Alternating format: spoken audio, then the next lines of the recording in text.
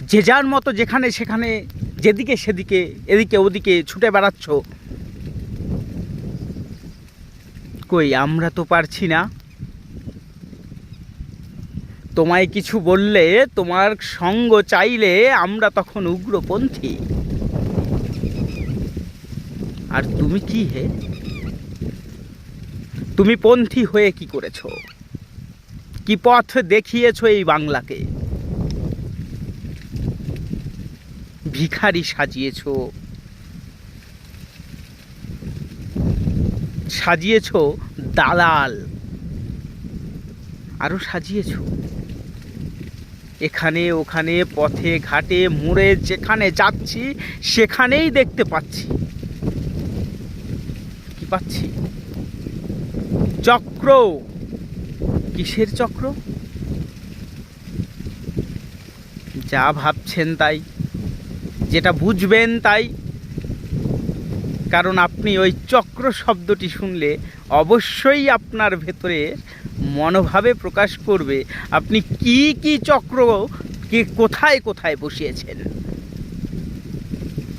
কারণ সবই আপনার নখ দর্পণে, এইখানে, এই নখ দর্পণে। কারণ আপনি ছাড়া আপনি জানেন না এমন কিচ্ছু নেই। আর কি পথে দেখিয়েছেন হে পন্থী, আমায় বলে যাবেন? আমিও কিছু শিখতে চাই। নব নব নব জাগরণে, নবত্বের আগমনে কত কিছু ঘটে যায় আমার এই মনে। আরো কত কি রবে,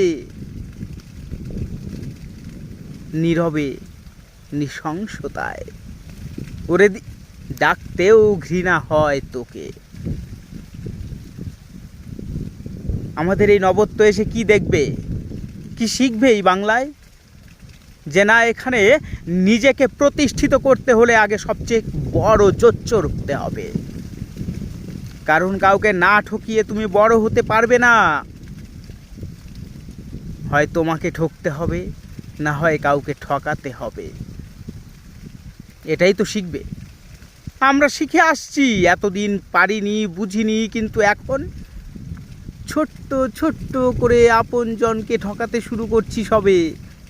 তারপর বাইরের কাউকে ঠকাবো, তারপরে আরও কয়েকজনকে ঠকাবো। একদিন ঠকাতে ঠকাতে এমন হতে পারে তোকেই ঠকিয়ে দিলাম। যা সালা, কেমন হবে বলতো? কারণ তুই ঠকাচ্ছিস, ঠকানো শেখাচ্ছিস। বলে না, ভুল করতে করতেই সঠিক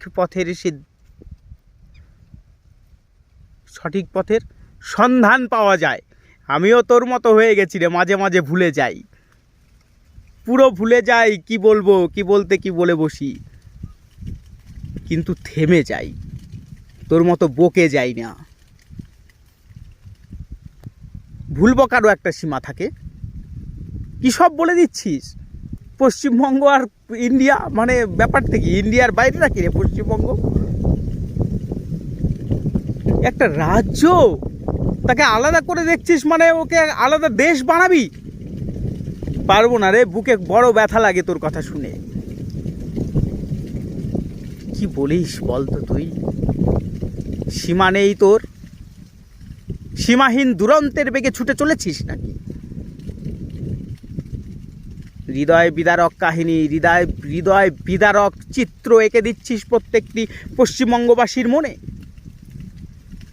কদিন পরে বাংলাদেশের মতো বলবি ইন্ডিয়া বয়কট করো। আমারও তো তাই মনে হয় মাঝে মাঝে। কি যে করিস তুই,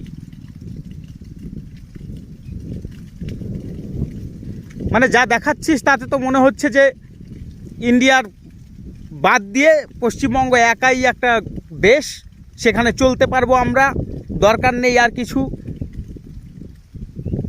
একদিন প্রাচীর গড়ে দিবি নাকি রে পশ্চিমবঙ্গটাকে?